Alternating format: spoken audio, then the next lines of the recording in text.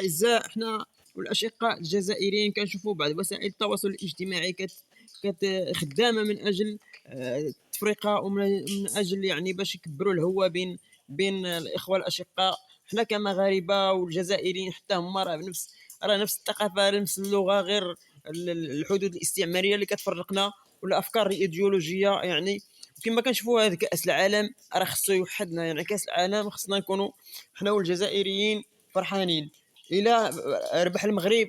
وخاص الجزائر تفرح، وإلا ربحت الجزائر خاص المغرب يفرح، وإلا ربحنا وإلا دخلنا لشي بطولة ما بقاوش نهزوا غير علم الوطني المغربي بوحدو، خصنا نهزوا حتى علم الوطني الجزائري، باش نبينوا لهم المحبة ديالنا والنية الصافية، يعني باش نقطعوا اليد ديال بعض